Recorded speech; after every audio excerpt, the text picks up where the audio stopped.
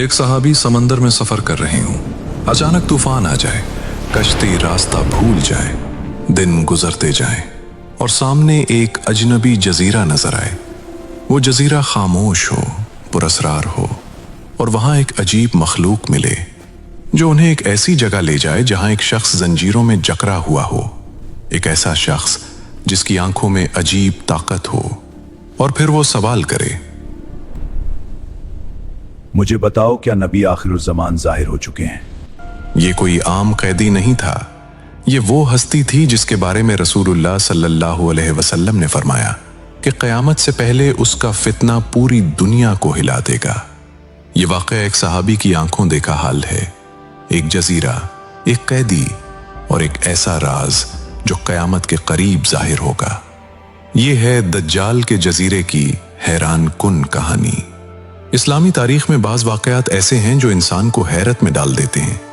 یہ واقعات ہمیں صرف معلومات نہیں دیتے بلکہ ہمیں آنے والے وقت کے بارے میں خبردار بھی کرتے ہیں۔ ایسا ہی ایک واقعہ صحیح احادیث میں بیان ہوا ہے۔ یہ واقعہ ایک صحابی حضرت تمیم داری رضی اللہ عنہ کا ہے۔ حضرت تمیم داری رضی اللہ عنہ ایک نیک اور سچے صحابی تھے۔ انہوں نے رسول اللہ صلی اللہ علیہ وسلم کے سامنے ایک ایسا واقعہ بیان کیا جو انہوں نے خود اپنی آنکھوں سے دیکھا تھا۔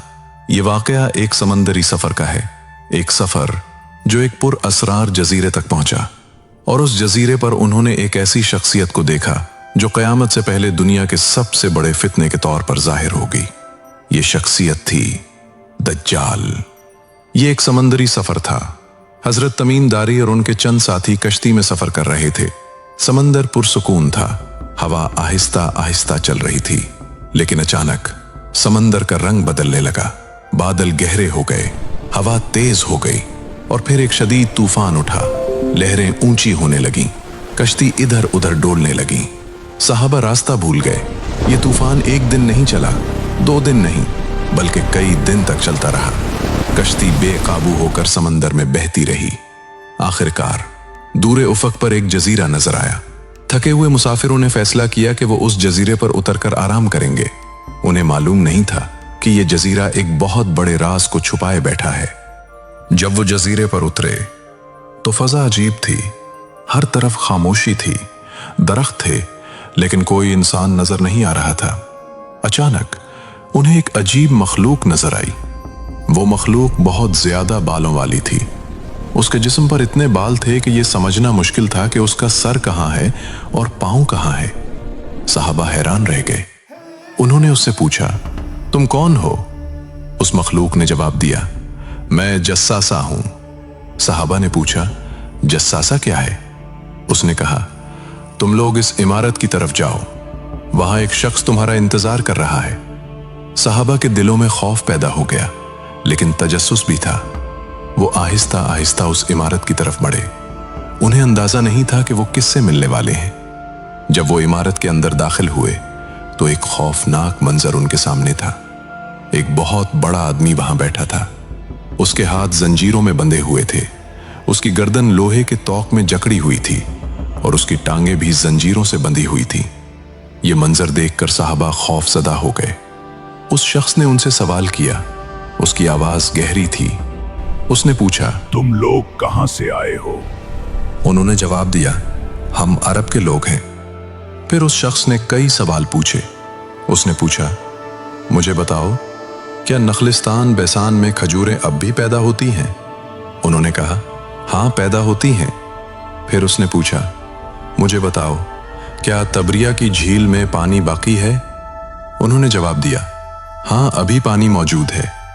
پھر اس نے ایک اور سوال کیا، ایک ایسا سوال جس نے سب کو حیران کر دیا۔ اس نے پوچھا، مجھے بتاؤ، کیا نبی آخر الزمان ظاہر ہو چکے ہیں؟ صحابہ نے جواب دیا، ہاں، وہ مکہ میں ظاہر ہوئے ہیں اور اب مدینہ میں رہتے ہیں۔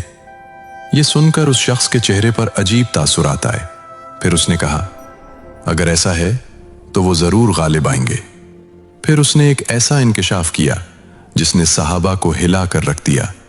اس نے کہا، میں دجال ہوں، اور وہ وقت قریب ہے جب مجھے یہاں سے نکلنے کی اجازت دی جائے گی۔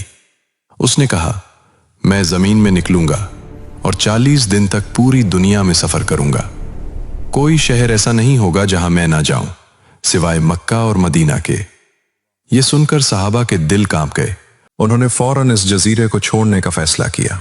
जब हजरत तमीम दारी रजी अल्लाह अन्हु मदीना वापस पहुंचे तो वो सीधे रसूलुल्लाह सल्लल्लाहु अलैहि वसल्लम के पास गए। उन्होंने पूरा वाकया बयान किया। रसूलुल्लाह सल्लल्लाहु अलैहि वसल्लम ने सहाबा को मस्जिद में जमा किया। फिर आप सल्लल्लाहु अलैहि वसल्लम ने फरमाया, तमीम दारी ने जो वाकया बयान किया है वो बिल्कुल वैसा ही है जैसा मैं तुम्हें दज्जाल के बारे में बताया करता था। फिर आप सल्लल्लाहु अलैहि वसल्लम ने फरमाया, दज्जाल का फितना जमीन का सबसे बड़ा फितना होगा। ये वो लम्हा था जब सहाबा को यकीन हो गया कि दज्जाल का वजूद हकीकत है और वो किसी जगह कैद है जब तक अल्लाह का हुक्म ना हो जाए। ये वाकया हमें एक बहुत बड़ी हकीकत याद दिलाता है। दुनिया की जिंदगी हमेशा के लिए नहीं है। एक दिन ऐसे फितने जाहिर होंगे जो इंसान के ईमान को आजमाएंगे। दज्जाल का फितना उनमें सबसे बड़ा होगा। इसीलिए रसूलुल्लाह सल्लल्लाहु अलैहि वसल्लम हमें हमेशा इस फितने से बचने की दुआ सिखाते थे। मुसलमान के लिए जरूरी है कि वो अपने ईमान को मजबूत रखे, कुरान से ताल्लुक कायम रखे और अल्लाह से हिदायत मांगता रहे।